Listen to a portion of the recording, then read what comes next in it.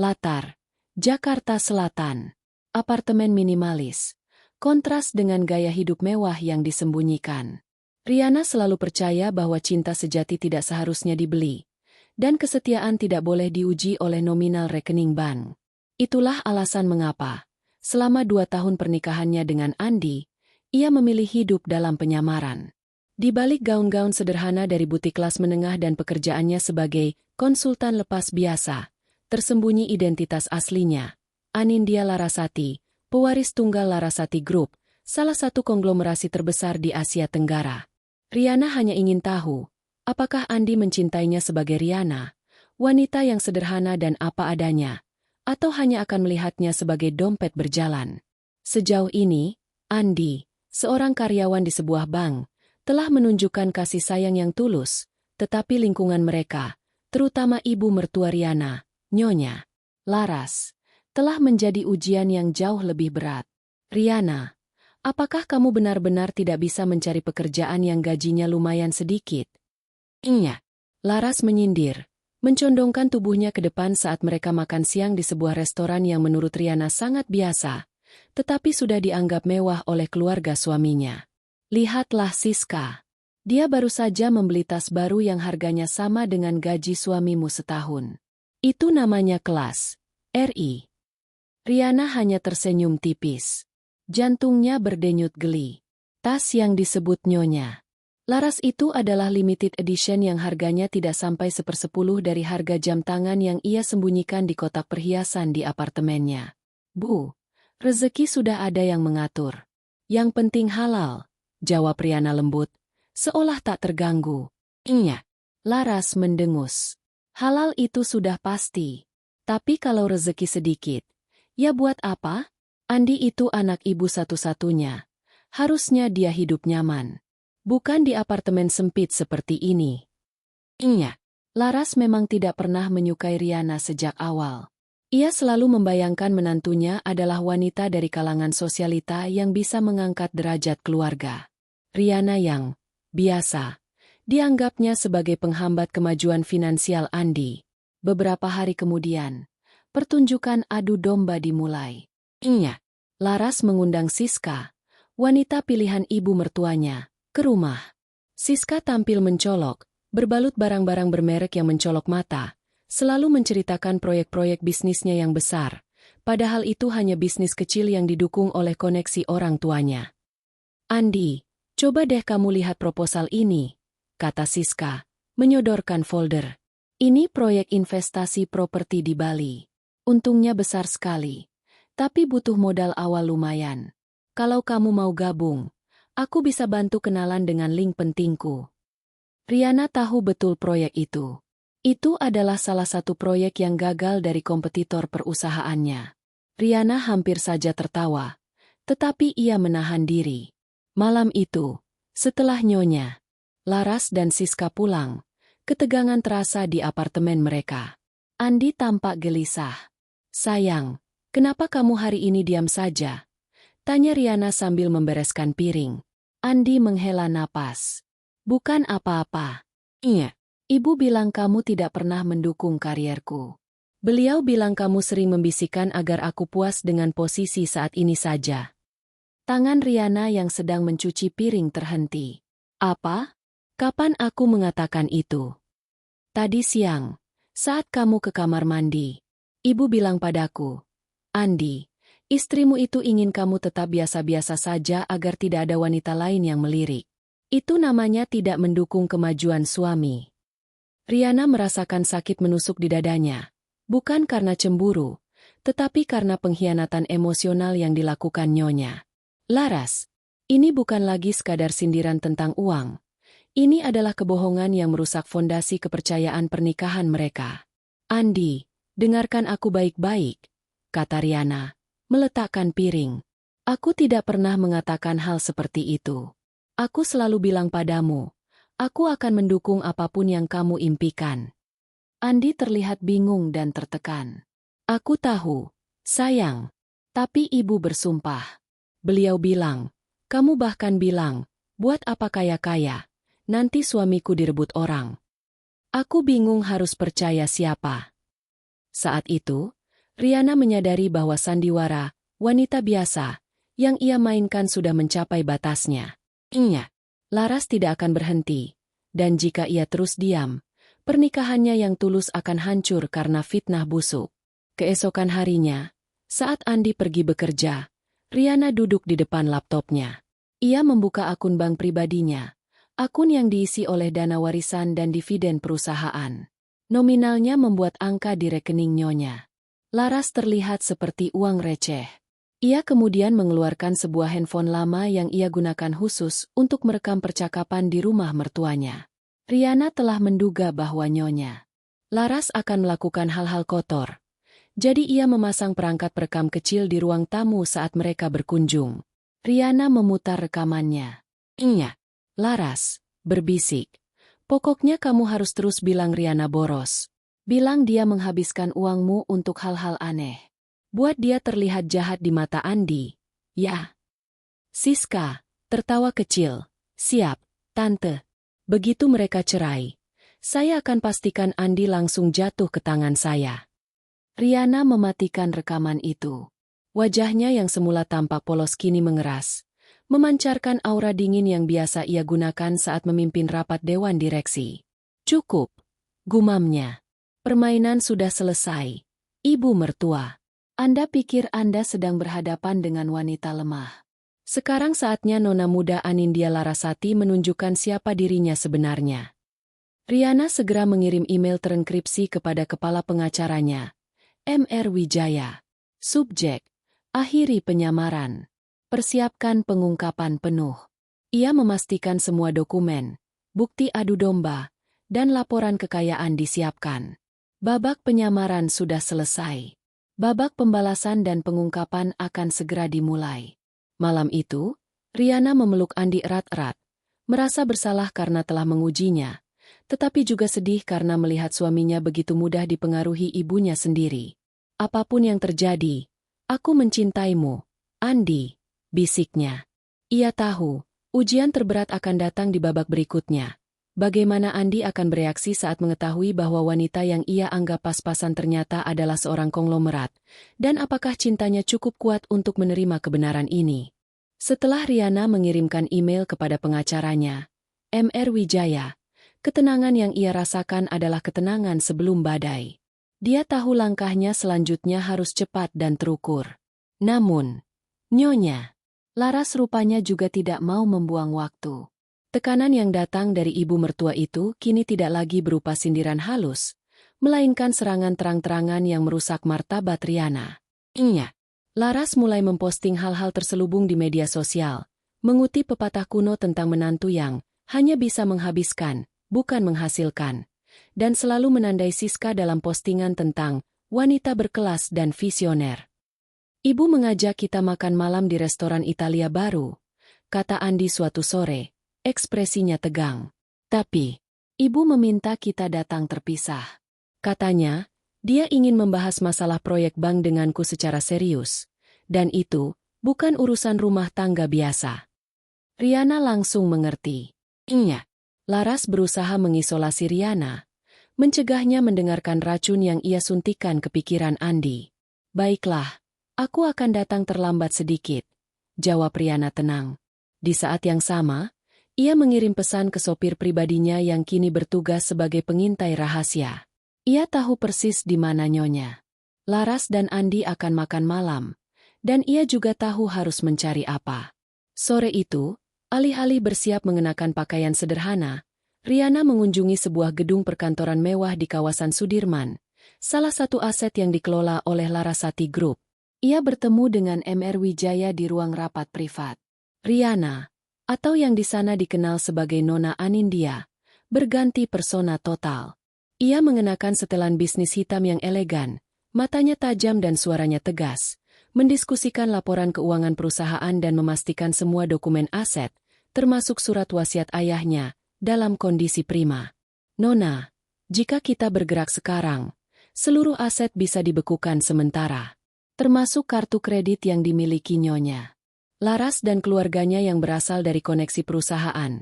Jelas M.R. Wijaya, membaca daftar koneksi yang telah Riana catat selama 2 tahun terakhir. Lakukan, Emer Wijaya, perintah Riana, menatap cakrawala kota dari lantai 30. Jangan bekukan. Cukup tarik semua fasilitas dan koneksi yang mereka gunakan untuk berlagak kaya. Saya ingin mereka jatuh dari ketinggian yang mereka ciptakan sendiri. Dan pastikan semua bukti adu domba saya, rekaman dan pesan palsu, siap digunakan di pengadilan, jika perlu. Sementara Riana sibuk menegaskan kendalinya atas kekayaan yang sebenarnya. Di tempat lain, Nyonya Laras sedang melancarkan serangan terakhirnya. Di restoran Italia, Nyonya Laras menatap Andi dengan air mata buaya yang penuh drama. Andi, ibu melakukan semua ini demi kamu. Lihatlah Siska. Dia menawarkanmu investasi yang akan membuatmu bisa membeli rumah impian kita. Riana, apa yang dia berikan padamu? Siska menimpali. Maaf, Andi, tapi aku melihatmu sebagai pria berpotensi. Riana, dia terlalu membebanimu. Bukankah dia sering mengeluh tentang biaya hidup? Padahal, Riana tidak pernah mengeluh. Andi, yang lelah dan stres karena tumpukan pekerjaan dan konflik rumah, mulai merasa tertekan oleh rasa bersalah. Bu, tolong jangan berkata begitu. Aku mencintai Riana. Cinta tidak membayar tagihan, Andi. Iya. Laras meninggikan suara, menarik perhatian beberapa pengunjung. Ibu tahu, kamu diam-diam menjual beberapa perhiasan warisan ibu untuk membayar cicilan apartemenmu yang kecil itu. Karena Riana tidak bisa membantu. Kalau kamu tetap bersama dia, kamu akan selamanya menjadi pegawai biasa. Kamu akan kehilangan warisan keluarga ini. Ancaman itu berhasil. Warisan yang dimaksud Nyonya Laras adalah rumah tua yang penuh kenangan dan beberapa saham kecil yang sebenarnya sudah tidak bernilai banyak, tetapi sangat sentimental bagi Andi. Saat itulah Riana tiba. Dia mengenakan baju sederhana, tetapi matanya memancarkan ketenangan yang mengganggu Nyonya. Laras, maaf terlambat. Bu, ada urusan pekerjaan yang mendadak. Sapa Riana, duduk di sebelah Andi. Iya. Laras tidak memberi kesempatan Riana bernapas. Bagus kau datang. Riana, ibu sudah lelah dengan sandiwara ini. Ibu beri kamu dan Andi ultimatum. Ia mengambil amplop tebal dari tasnya, yang diakini Riana berisi dokumen perceraian. Dalam 1 minggu, kalian harus mengurus surat cerai. Ibu sudah lelah melihat penderitaan anak ibu karena istri yang tidak berdaya sepertimu. Jika kamu menolak, Nyonya Laras menunjuk Andi. Andi akan ibu coret dari daftar ahli waris, dan semua bantuan finansial untuk anak ini akan ibu tarik. Ibu tidak mau punya anak yang tidak tahu bagaimana memilih wanita yang bisa meningkatkan kelas sosialnya. Kamu, Riana, hargailah diri sendiri. Pergi dan biarkan Andi bahagia dengan Siska yang jauh lebih pantas. Riana menatap tajam ke mata Nyonya Laras. Ia melihat keserakahan yang murni. Ia juga melihat keputusasaan di mata Andi, yang kini menunduk, tak berani menatapnya. 1 minggu, Bu. Riana mengulang, nadanya datar, tanpa emosi. Baik, saya terima ultimatum itu. Pengakuan Riana mengejutkan Nyonya Laras dan Siska. Mereka saling pandang dengan senyum kemenangan yang keji. Mereka berpikir Riana menyerah karena takut pada ancaman finansial mereka. Bagus. Keputusan yang bijak, Riana, kata Nyonya Laras penuh kemenangan. Sekarang, kita hanya perlu bertemu untuk finalisasi. Ibu akan atur pertemuan di kantor hukum Ibu lusa. Setelah itu, kamu bisa pergi dari kehidupan kami. Riana hanya mengangguk, namun di dalam hatinya, ia sudah membuat keputusan final. Terserah, Bu. Tapi saya yang akan mengatur tempat pertemuannya. Saya punya kenalan pengacara yang lebih baik. Iya. Laras tertawa meremehkan. Pengacara yang lebih baik? Siapa? Pengacara gratisan di pinggir jalan. Riana tidak menjawab, hanya tersenyum samar, senyum yang dingin dan misterius. Ia tahu, pertemuan lusa akan menjadi panggung di mana Nyonya Laras dan Siska akan menyambut kehancuran mereka sendiri. Kini, ia hanya perlu menenangkan Andi, dan bersiap untuk mengucapkan selamat tinggal pada persona Riana, si wanita biasa. Ujian terberat sudah di depan mata, bukan lagi menghadapi mertua, melainkan menghadapi suaminya sendiri dengan kebenaran yang mengejutkan. Waktu 1 minggu yang diberikan Nyonya Laras terasa sangat panjang dan singkat dalam waktu yang bersamaan.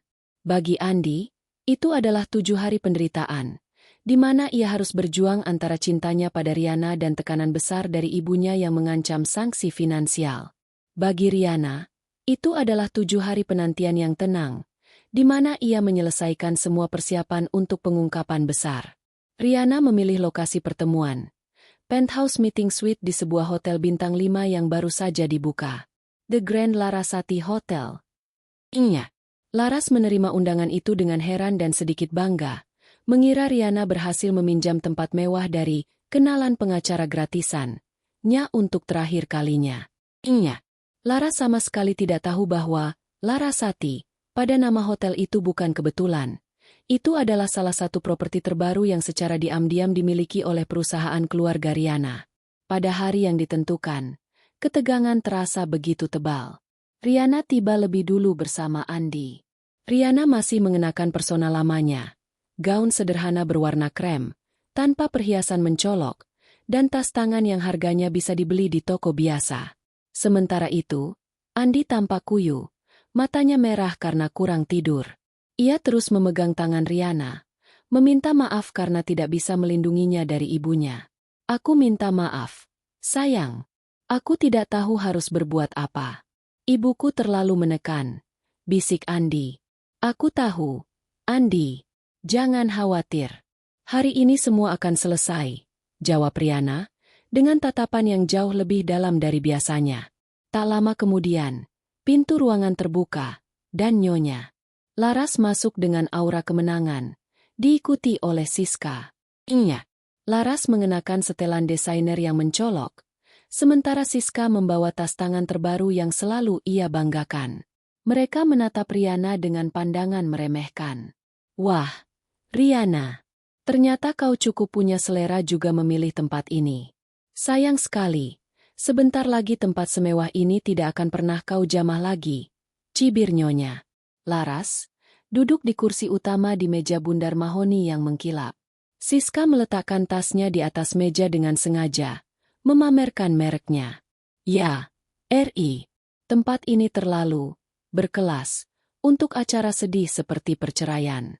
Tapi syukurlah kau setuju berpisah. Ini demi masa depan Andi." Laras dengan cepat menarik amplop tebal dan menyodorkannya kepada Riana.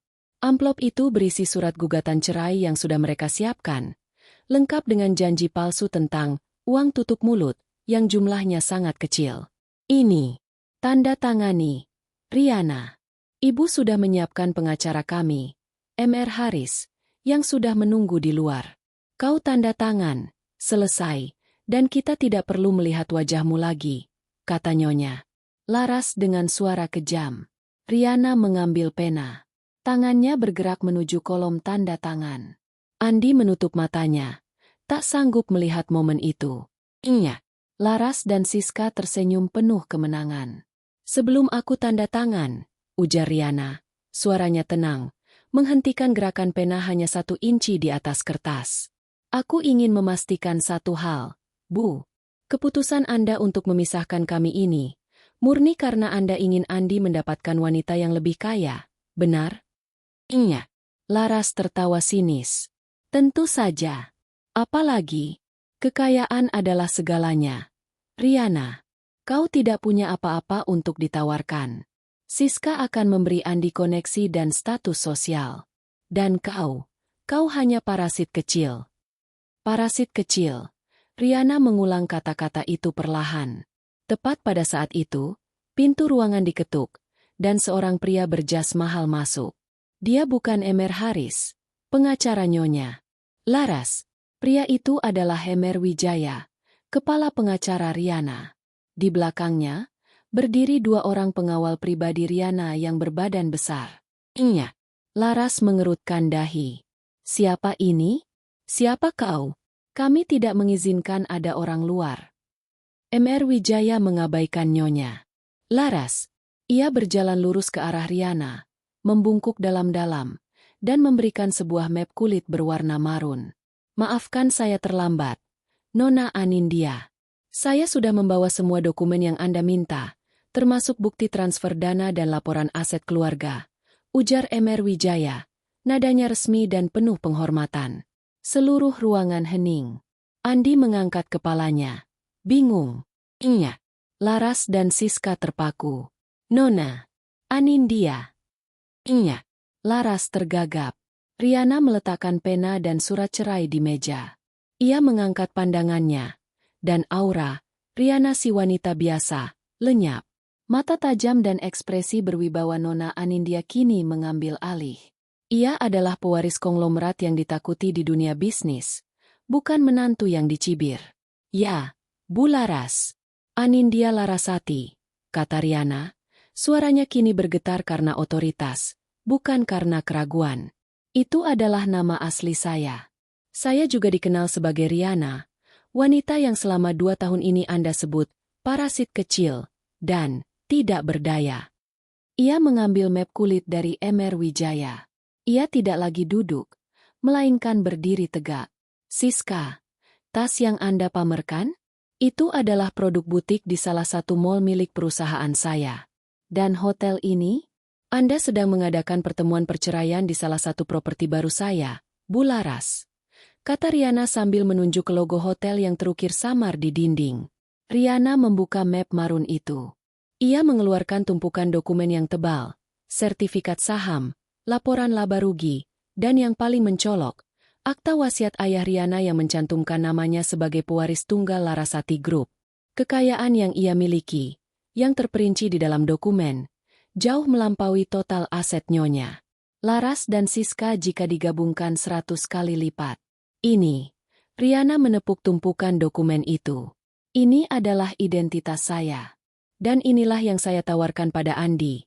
Loyalitas, ketulusan, dan, seperti yang Anda cari, Bu, kekayaan. Kekayaan yang jauh lebih besar dari yang pernah Anda bayangkan. Iya. Laras dan Siska menatap dokumen-dokumen itu. Mata mereka membelalak ngeri. Mereka menyadari, mereka baru saja menghina dan mencoba menyingkirkan berlian paling mahal di dunia, hanya untuk menikahkan putra mereka dengan sebutir kaca palsu. Iya. Laras langsung pucat, menyadari betapa fatalnya kesalahannya.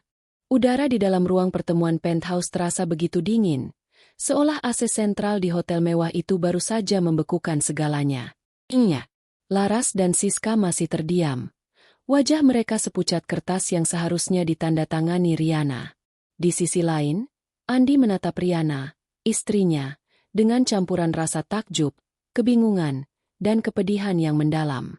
Riana, atau yang kini bergetar dalam kekuatan identitasnya sebagai Anindya Larasati, kembali duduk, tetapi kali ini, ia duduk sebagai pemegang kekuasaan. Emer Wijaya dan kedua pengawal berdiri diam di belakangnya, memberi kesan bahwa tidak ada satupun gerakan nyonya Laras atau Siska yang luput dari pengawasan. Jadi, Bu Laras, Riana memulai.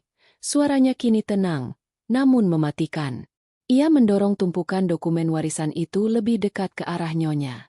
Laras, Anda ingin menyingkirkan saya karena saya, parasit kecil, yang tidak punya apa-apa. Sekarang, Anda tahu bahwa parasit kecil ini sebenarnya adalah kapal induk kekayaan. Bagaimana perasaan Anda? Iya. Laras mencoba mencari kata-kata, tetapi yang keluar hanyalah suara serak. Ini tidak mungkin. Ini pasti palsu. Hotel ini kebetulan saja namanya sama. Kau tidak mungkin pewaris Larasati Group. Mereka konglomerat yang menaungi hampir separuh bisnis di negara ini. Riana tersenyum sinis. Ia mengambil handphone lamanya dan memutar rekaman yang ia dapatkan di bab 1. Rekaman di mana nyonya Laras dan Siska bersekongkol memutarbalikkan fakta dan menjelekkan Riana di depan Andi. Suara rekaman itu mengisi ruangan. Pokoknya kamu harus terus bilang Riana boros. Bilang dia menghabiskan uangmu untuk hal-hal aneh. Buat dia terlihat jahat di mata Andi. Ya. Ibu bilang padaku, Andi, istrimu itu ingin kamu tetap biasa-biasa saja agar tidak ada wanita lain yang melirik. Itu namanya tidak mendukung kemajuan suami. Iya. Laras dan Siska mendengarkan suara mereka sendiri. Wajah mereka kini memerah karena malu. Seluruh intrik, kebohongan, dan adu domba yang mereka rajut, kini terbongkar dan disajikan di atas piring perak oleh korban mereka sendiri. Anda tidak hanya mencoba memisahkan kami karena uang, Bu, tegas Riana. Anda merusak kepercayaan suami saya, memutarbalikkan kata-kata saya, dan menciptakan drama yang tak perlu. Semua ini saya dengar. Semua ini saya tahu. Siska, menyadari bahwa ia baru saja berhadapan dengan raksasa dan bukan wanita rendahan, mencoba melarikan diri dari tanggung jawab. Aku hanya menuruti Tante Laras. Dia yang memintaku mendekati Andi. Iya. Laras menatap tajam Siska. Panik karena Siska mulai menyudutkannya. Ketakutan nyonya. Laras kini berlipat ganda. Rasa malu di depan putranya, dan potensi sanksi hukum dari Riana. Sementara itu, semua mata tertuju pada Andi. Selama ini, ia berada di tengah badai, terombang-ambing antara loyalitas kepada ibu dan cintanya pada istri. Kini, ia tahu, ibunya adalah sumber kebohongan, dan istrinya adalah seorang ratu yang memilih untuk hidup sebagai rakyat biasa. Andi berjalan tertatih-tatih ke hadapan Riana. Air mata membasahi pipinya. Ia tidak peduli dengan uang atau status sosial Riana. Yang menyakitinya adalah sandiwara dan kebohongannya, serta betapa mudahnya ia meragukan istrinya sendiri. Riana, maafkan aku. Suara Andi tercekat. Aku tidak pernah tahu. Aku minta maaf karena aku tidak percaya padamu. Aku terlalu takut pada ancaman ibu tentang warisan itu. Aku mencintaimu, Riana. Bukan Anindya Larasati yang punya segalanya. Aku mencintai Riana yang selalu membuatkan kopi di pagi hari dan tertawa di sofa. Riana menatap Andi dengan dingin. Tapi Riana yang membuatkanmu kopi itu. Andi, diragukan integritasnya. Riana yang tertawa di sofa itu. Dicibir karena tidak punya uang.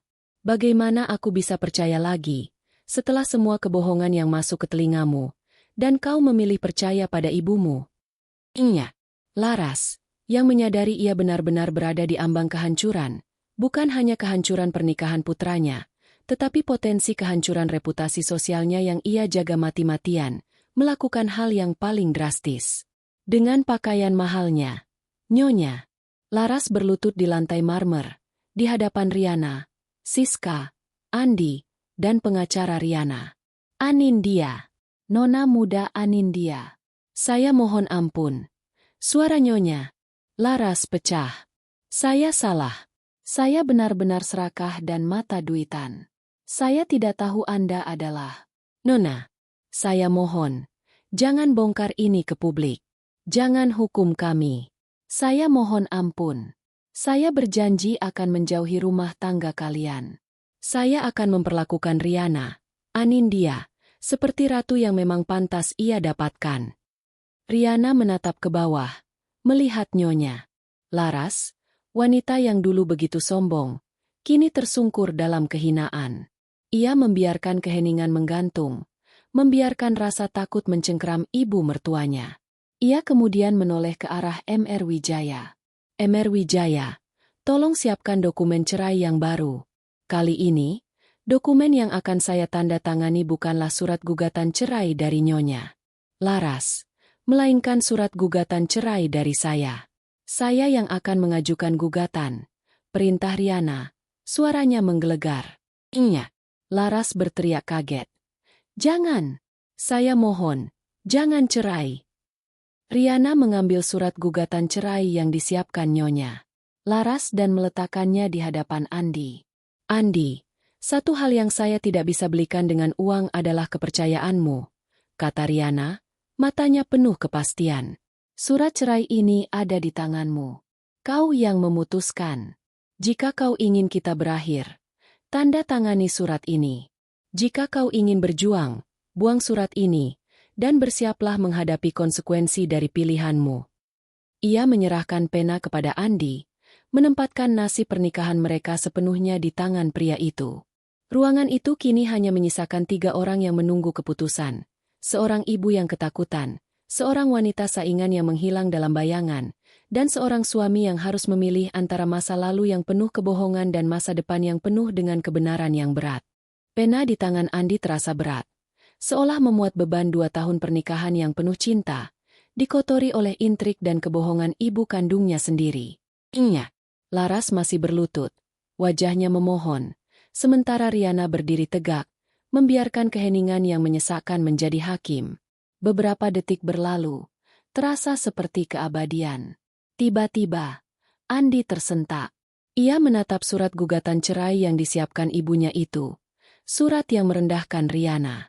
Kemudian, ia menatap Riana, melihat bukan lagi wanita sederhana yang ia kenal, melainkan Anindya yang berwibawa, yang memilih berkorban demi menguji ketulusan cintanya. Dengan gerakan tegas, Andi meremas kertas gugatan cerai itu menjadi bola kusut, lalu melemparkannya ke lantai. "Aku tidak akan menandatanganinya," kata Andi, suaranya mantap, penuh penyesalan. Ia menoleh ke ibunya. "Bu, saya tidak peduli lagi dengan warisan yang ibu banggakan. Riana adalah istri saya.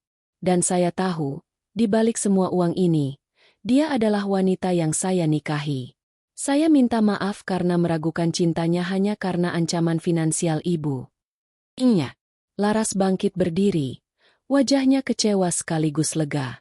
Ia tidak jadi diceraikan, tetapi ia kehilangan kendali total. Riana menghela napas panjang, kekakuan di wajahnya melunak sedikit.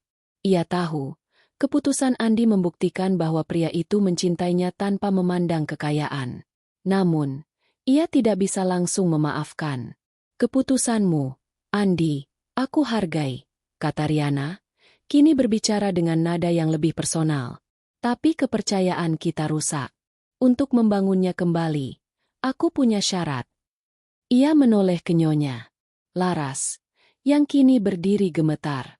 "Nyonya Laras, mulai hari ini, Anda tidak diperkenankan lagi mencampuri urusan rumah tangga kami. Anda tidak boleh lagi bertemu Siska, atau membicarakan pernikahan kami dengan pihak manapun. Semua koneksi finansial dan sosial yang Anda nikmati melalui perusahaan saya, secara tidak langsung atau langsung, akan ditarik. Anda harus hidup dari usaha Anda sendiri, dan belajar menghargai orang lain berdasarkan hati, bukan isi dompet mereka." Laras menunduk dalam-dalam, mengangguk berkali-kali. "Baik, Riana. Saya terima. Terima kasih sudah memberi saya kesempatan." "Ini bukan kesempatan, Bu. Ini adalah masa percobaan Anda," koreksi Riana dingin. Andi kini memeluk Riana, meminta maaf lagi dan lagi. "Aku akan membela kamu, Ri. Mulai sekarang dan selamanya. Aku bersumpah." Riana memberinya senyum tulus. "Kita akan mencobanya, Andi. Kita mulai dari nol, tapi kali ini, tanpa kebohongan dan tanpa campur tangan." 3 hari kemudian, kisah pengungkapan Anindya Larasati, yang selama ini menyamar sebagai Riana, tidak pernah bocor ke publik berkat campur tangan Mr. Wijaya. Namun, di dalam lingkaran keluarga mereka, perubahannya sangat drastis. Laras terpaksa menarik diri dari pergaulan sosialita yang selama ini ia banggakan. Fasilitas mewah dan koneksi yang tiba-tiba hilang membuatnya harus berhadapan dengan kenyataan bahwa ia tidak sekaya yang ia kira. Ia mencoba menghubungi Siska, tetapi Siska sudah menghilang, menyadari bahwa rencana mereka telah gagal total dan takut pada hukuman dari Nona Anindya. Riana dan Andi pindah dari apartemen kecil mereka ke sebuah penthouse pribadi milik Riana, bukan hotel, melainkan kediaman yang sangat eksklusif. Andi membutuhkan waktu untuk mencerna kenyataan bahwa ia kini hidup berdampingan dengan seorang ratu konglomerat. Riana membiarkan Andi tetap bekerja di bank, karena ia tahu Andi menyukai pekerjaannya, tetapi ia juga mulai melibatkan Andi secara perlahan dalam bisnis keluarga yang lebih etis dan transparan. Suatu malam, Riana, kini sebagai Anindya, duduk di balkon penthouse mereka, menatap pemandangan kota yang berkilauan. Andi datang, memeluknya dari belakang. "Aku masih tidak percaya," bisik Andi, menggelengkan kepala. "Wanita yang mencintaiku dan membuatkan kopi di pagi hari, Ternyata adalah wanita yang bisa membeli seluruh gedung yang kita lihat itu. Riana tersenyum, menyandarkan kepalanya di bahu Andi. Aku membuatkanmu kopi itu bukan karena aku tidak punya uang, Andi. Aku membuatnya karena aku mencintaimu. Sekarang, setelah semua kebenaran terungkap, aku tidak perlu lagi menyembunyikan diri. Pernikahan mereka memasuki babak baru, dibangun di atas kebenaran yang mengejutkan, tetapi juga di atas fondasi cinta yang terbukti kuat, cinta yang bertahan melewati ujian uang dan adu domba. Riana akhirnya menemukan apa yang ia cari, seorang suami yang lebih memilih merobek dokumen cerai daripada menerima kekayaan yang dicuri. Iya, Laras, meskipun diizinkan sesekali mengunjungi putranya, kini selalu datang dengan sikap rendah hati dan penuh hormat kepada Riana. Ia tidak pernah lagi berani membahas masalah uang, apalagi mencoba mengenalkan wanita lain. Ia akhirnya belajar bahwa nilai seseorang tidak diukur dari apa yang dikenakan, melainkan dari kekuasaan dan kejujuran yang disembunyikan. Epilog, Riana, Anindya, memegang tangan Andi, merasa lega bahwa ia telah mendapatkan kembali kedamaiannya, sekaligus mendapatkan keyakinan penuh pada ketulusan cinta suaminya. Mereka berdua, kini sebagai pasangan yang sejati, siap menghadapi dunia, dengan Riana sebagai ratu yang telah menemukan mahkotanya, dan Andi sebagai raja yang telah membuktikan loyalitasnya.